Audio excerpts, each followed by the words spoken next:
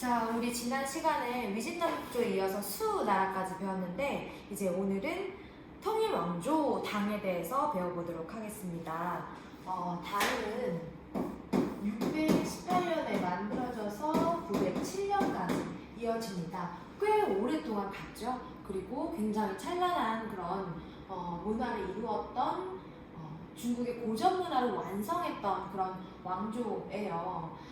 연도는 지금 외우지 않아도 괜찮고요. 느낌상 7세기에서 10세기 정도 한 300년 정도 지속됐던 나라구나 라고 생각을 하면 되겠습니다. 그러면 먼저 당나라의 수도가 어디였는지부터 짚어보도록 하겠습니다. 당나라는 국제도시로 유명한 장안이 수도였습니다. 네, 화북에 위치를 하고 있고요.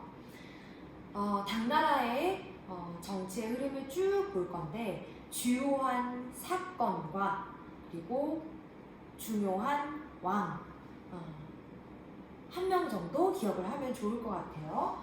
당나라를 세운 사람은 당고조 이연이고요. 수나라에 이어서 당나라를 만든 사람입니다. 그리고 우리에게 더 익숙하고 유명한 인물은 아마 당태종 이세민이 아닐까 합니다. 이 당태종은 중국 역사상 가장 위대한 왕 중에 한 명으로 꼽히는 그런 사람이기도 해요. 우리가 잘 알고 있기로는 고구려를 공격해서 안시성 싸움 에도 직접 출전하기도 했었는데 여러 가지로 영토도 많이 확장을 했고 정치적으로도 업적도 있기 때문에 이 당태종의 시기를 이렇게 표현하면서 기리기도 해요. 정관이라는 연호를 썼기 때문에 정관의 치라고 이야기합니다. 이 치세가 정말 좋았다. 정관의 치세라는 그런 의미예요. 그래서 당태종과 그 당태종의 신하들이 정치적인 것들을 대화를 나누었던 것들을 정관 정요론이라는 책으로 펴내기도 했었다라고 해요. 나중에 우리나라의 왕들도 그 정관 정요론을 정치를 공부하면서 읽기도 하고 했다고 합니다. 어쨌든 이 정관이라는 단어를 잘 기억해 놓으시기 바라고요. 또 어떤 지역을 정복을 했길래 이렇게 위대한 왕으로 꼽히나 위대한 황제로 꼽히나 한번 보면은 항상 중국은 만리장성을 경계로 해서 그 밑에 있는 한족과 위에 있는 유목민족의 대립과 갈등 구조를 띠고 있는데 이 당이 존재했을 때 만리장성 이북에 있었던 유목국가는 바로 돌궐입니다. 이 돌궐이 서돌궐과 동돌궐로 나눠지는데 이 당태종 때는 동돌궐을 정복을 하게 됩니다. 유목세계까지 아울렀기 때문에 이 당태종한테 어떤 칭호가 붙냐면 유목세계와 농경세계를 다 아우르는 천가한이라는 칭호가 붙어요.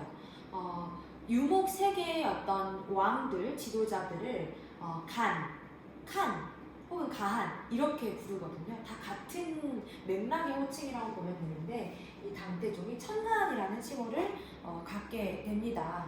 그리고 수나라 때부터 조금씩 이어져 왔던 율령체제를 당태종 때 확립을 하게 됩니다. 우리 지난 시간에 배운 삼성육부라든지 균전제, 조용조, 구병제 이런 체제가 이제 당나라 때도 쭉 이어지게 되는 겁니다. 한번 여기 밑에다가 이렇게 써주도록 할게요. 균전제 그리고 조용조, 구병제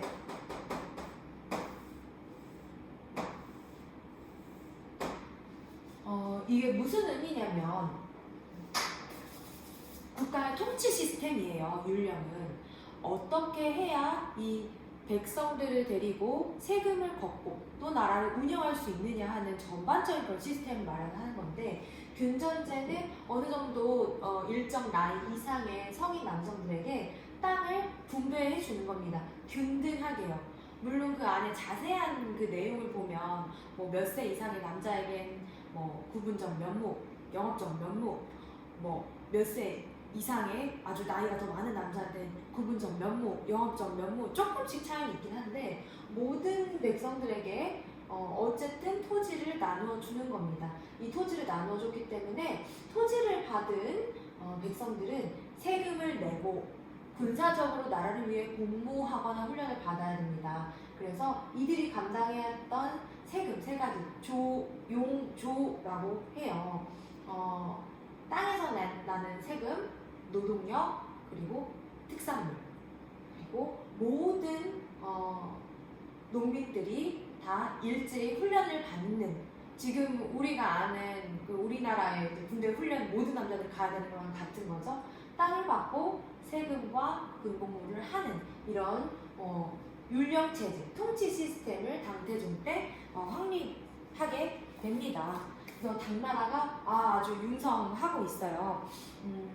당고종은 이때 있었구나 이렇게 이름 정도만 기억하면 되는데요.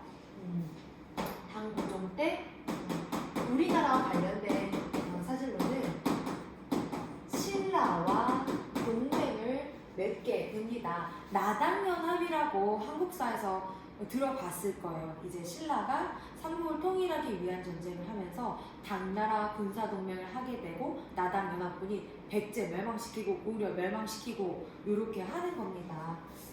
그래서 신라가 통일을 하게 되는 과정에서 이 당고종이 나당 동맹을 맺게 된다라는 거 기억하면 됩니다. 당현종의 치세도 아주 훌륭했던 치세다라고 일컫게 되는데요. 전반부에만 그랬다고 알려져 있습니다. 현종의 치세는 대원의 치세다. 초반부엔 정말 영민한 왕이었고 정치를 잘했다라고 알려져 있는데요. 이때쯤 되면은 이제 당나라의 모든 문화가 융성했다, 결정기에 이르렀다라고 볼 수가 있습니다. 당나라의 영토가 넓어지면서 지도 한번 보면은 막 사바나카트까지 넓어져 있고 대단히 넓어요. 이슬람 제국하고 만났을 그런 정도인데요. 이렇게 영토가 넓어지고 변경까지 다 관리를 해야 되다 보니까 변방 지역에 군정사령관을 두어서 관할하게 됩니다. 처음에는 몇 군데였다가 점점 되게 많이 늘어나게 되는데 이런 변방의 군정사령관을 뭐라고 부르냐면 절도사라고 부릅니다. 처음에 절도사를 두고 이렇게 설치를 할 때는 생각 못했지만 이 절도사들이 힘을 갖게 되면서 군사권 이외의 어떤 행정권과 이런 것들 다 갖게 되면서 나중에 당을 위협하는 세력으로 성장을 하게 될 거예요. 어쨌든 이렇게 영토가 넓어지면서 우리 지도에서 보이겠지만 당나라랑 이슬람 세력이 만나게 돼요. 당대 아시아에서 가장 큰 그 융성 국가인 당나라와 그리고 당대 그러니까 그 시대에 그 중동에서 가장 융성했던 번성했던 이슬람 국가가 맞닥뜨리게 됩니다. 이 전쟁의 결과는 어떻게 될까요? 이 전투를 탈라스 전투라고 설명을 하겠습니다. 탈라스 전투는 이 당나라와 우리 나중에 서아시아에서 배우겠지만 아바스 왕조가 맞붙은 거예요. 야, 그때 정말 강력한 세력들이 맞붙은 거예요. 근데 여기서는 기억하기 좋으라고 당나라가 탈났어요. 당나라가 탈라서 아바스 왕조가 이기게 됩니다.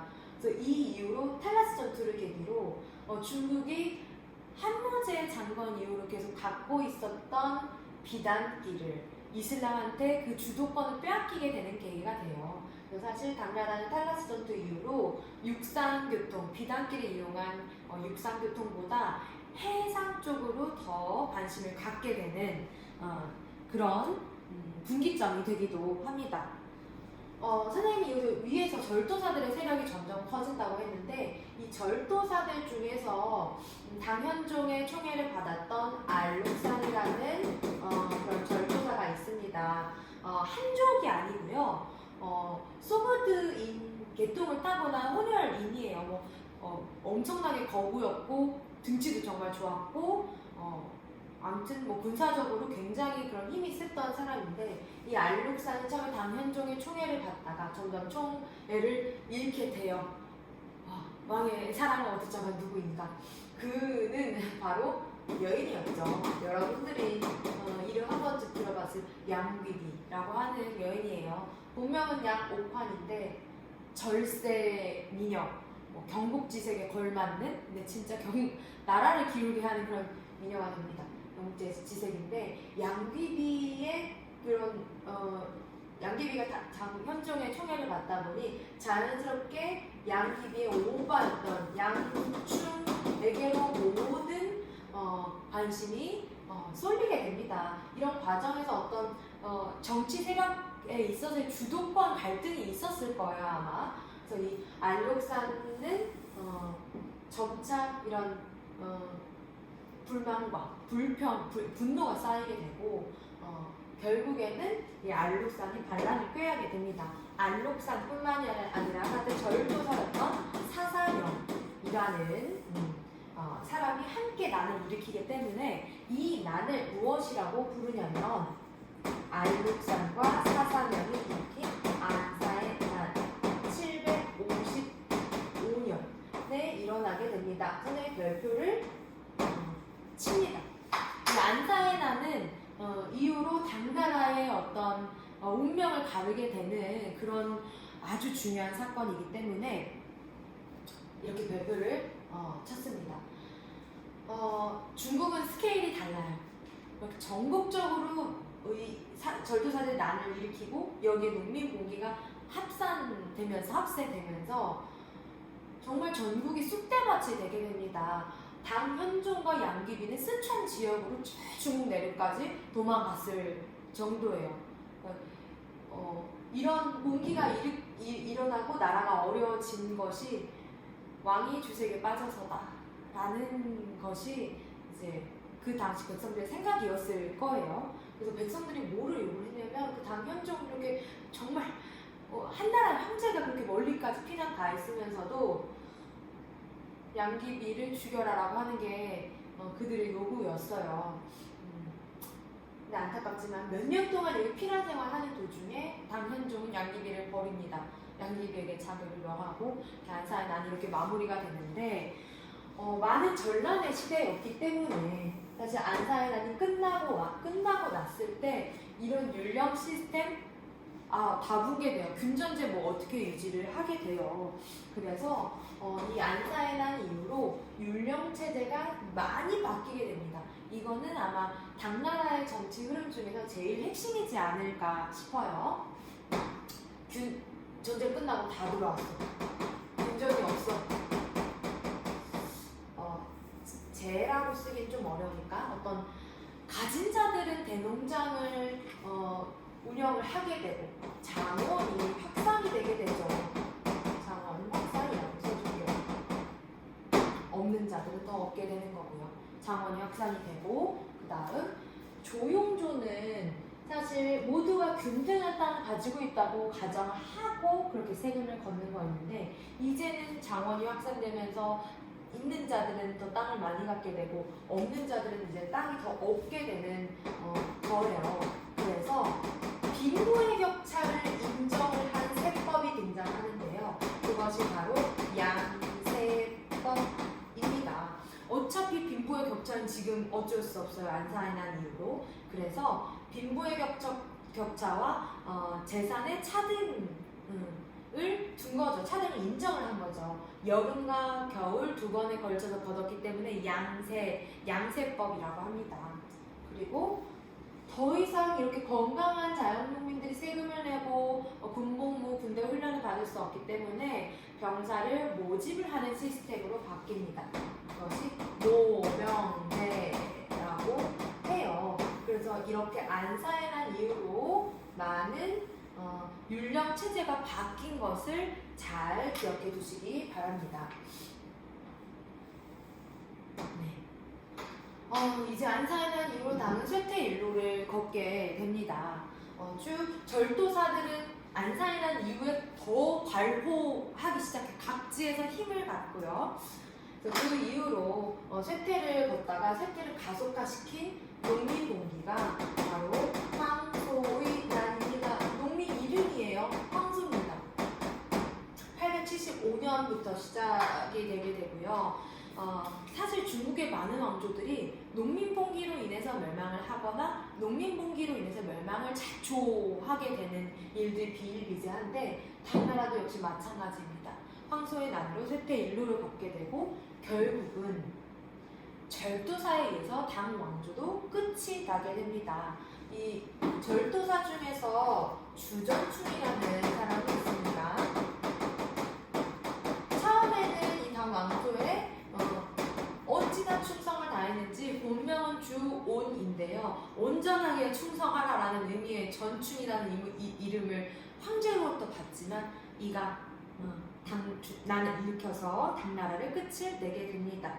그래서 당나라의 정치적인 흐름에서는 요 당태종 그리고 당현종 때 안사의 난을 기억을 하시고요. 안사의 난 전후로 이런 원래 율령 체제가 어떻게 바뀌었는지가 핵심입니다. 네, 그러면 이제 정치의 흐름을 봤으니 경제와 사회와 문화 부분을 정리를 해보도록 하겠습니다.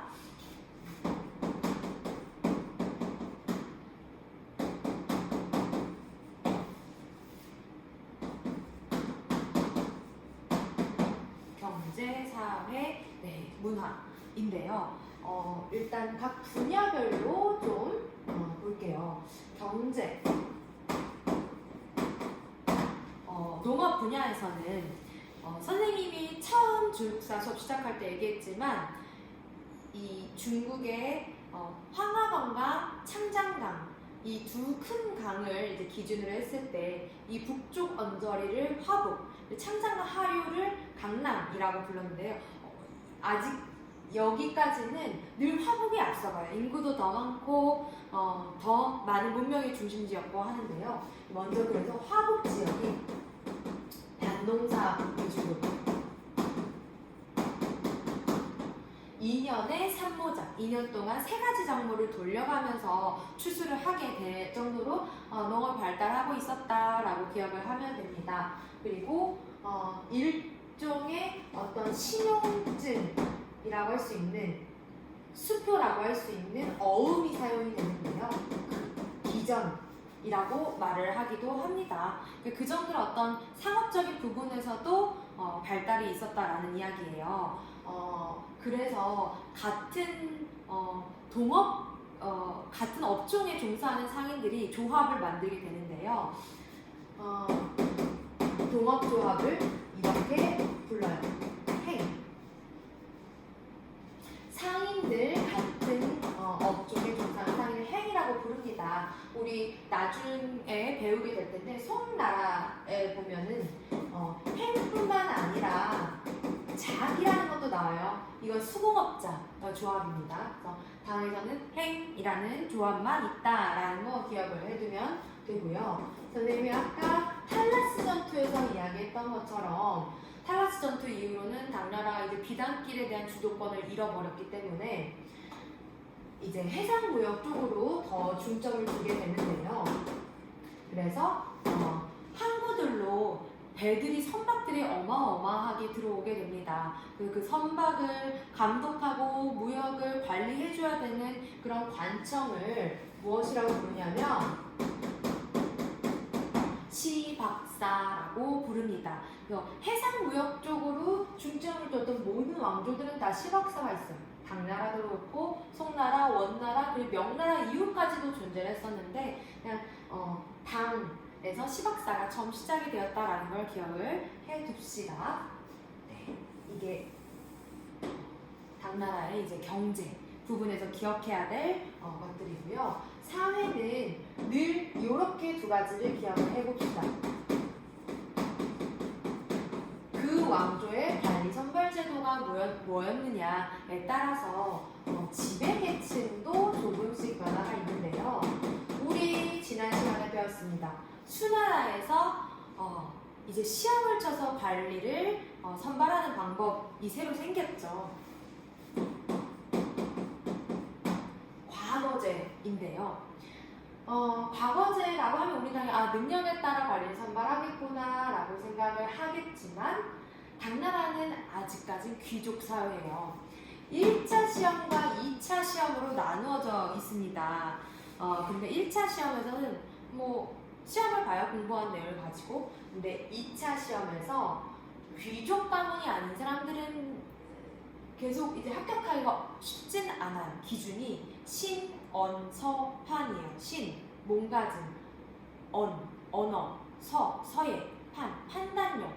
굉장히 주관적으로 평가할 수도 있는 거거든요. 그리고 귀족 집안에서 교육받고 그 분위기에서 그 아우라를 익히지 않으면 쉽지 않은, 그래서 과거제이지만 여전히 귀족적인 그런 성격을 갖고 있죠. 그래서 당나라의 지배계층은 귀족입니다. 그렇기 때문에 당나라의 모든 문화는 귀족적이에요. 귀족적인 문화예요.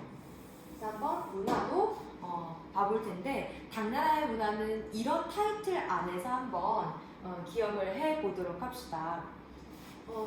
귀족적이기도 하지만 굉장히 국제적이고 개방적이었다. 장안이라는 도시도 뭐 국제 도시였을 뿐더러 이슬람 사람들, 서역인들, 뭐 알록산까지만 해도 한족이 아니라 그러니까 서역 계통의 그런 피를 타고난 사람인데 모든 문화에서 그런 면들을 볼 수가 있어요. 네, 하나씩 차근차근히 볼 텐데요. 일단 각종 학문들을 봅시다. 유학과 같은 경우는 우리 한 나라 때부터 쭉 이어져 있는 유교의 연구 방법이 있어요. 혼고학입니다. 경전의 자고를 해석하는 그런 학문인데, 이 훈고학을 잘 보여주는 저서가 공영단이라는 사람이 쓴 오경정이에요.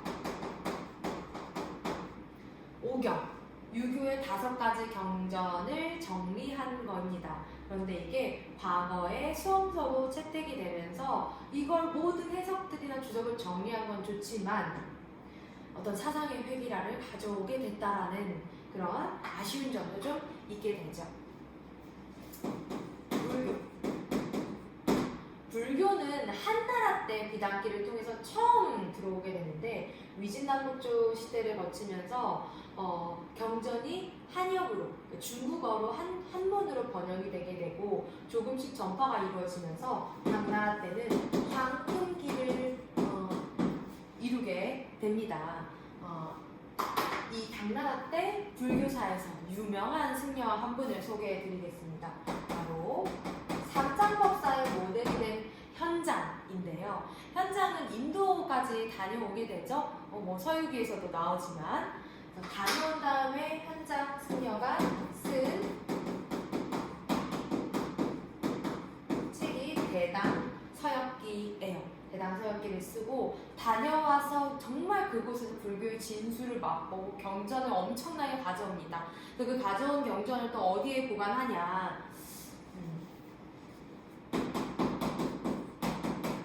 대안탑이라는 걸 건설해서 정말 무슨 건축물 같이 생겼어요. 중국의 탑은 좀 우리나라에서 생각하는 탑과 좀 다릅니다. 벽돌로 쌓아서 건축물 같은 느낌인데, 대안탑을 만들게 되고요. 현장은 비단길, 사막길을 통해서 인도에 다녀왔습니다.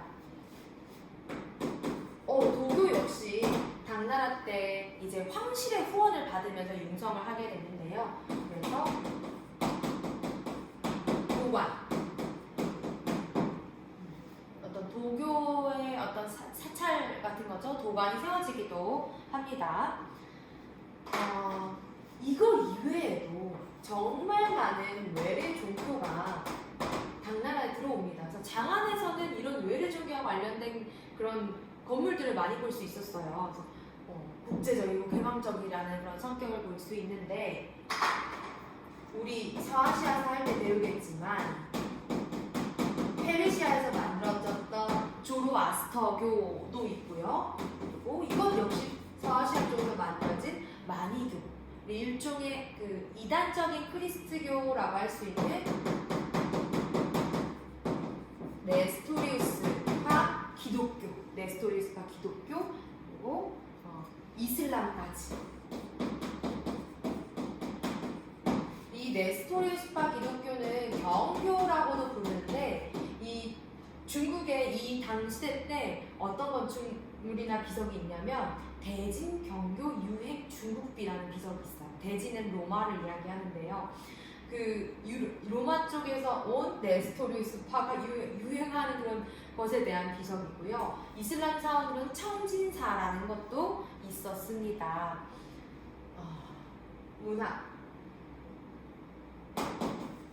아주 귀족들만 즐길 수 있는 건데, 정말 한문학에 대한 소양이 있어야만 지을 수 있는 시, 당시. 저작들이 있죠. 200과 두고, 그리고 백거리, 그다음에 시까지 한번 200과 두고 위주로 기억을 해두면 좋을 것 같습니다. 두고 같은 경우는 안사에 난 이후로 폐허가 된 장안의 모습을 시로 읊어요. 선생님이 고등학교 한문 시간에 배웠었는데, 이게 이런 역사적인 배경이 있었구나 싶은 생각이 이제는 들더라고요. 그리고 공예. 이건 역시 국제적인 성격을 볼 수 있는 건데, 정말 중요한 키워드입니다. 당상체예요. 상체라는 건 세 가지 그런 빛깔이 나는 그런 도자기를 이렇게 이야기를 하는데요. 그 당나라의 당상체 여러 종류를 보면 이게 도자기야 할 정도로 정말 신기하고 예쁘게 생겼어요. 주로 서역인의 얼굴을 하고 있는 인물들이 있거나 낙타가 있거나 그래서 이게 서역의 영향을 굉장히 많이 받아서 당나라의 국제적이고 개방적인 문화를 잘 보여주는 하나의 키워드구나, 이런 거를 알 수가 있습니다. 선지에서 굉장히 잘 나오는 그런 부분이에요. 당상체 꼭 기억해 주시기 바랍니다. 네, 이렇게 해서 당나라의 한번 흐름에 대해서 공부를 해봤고요. 다음 시간에는 당나라에 이어진 오대식과 송이라는 왕조에 대해서 배워보도록 하겠습니다.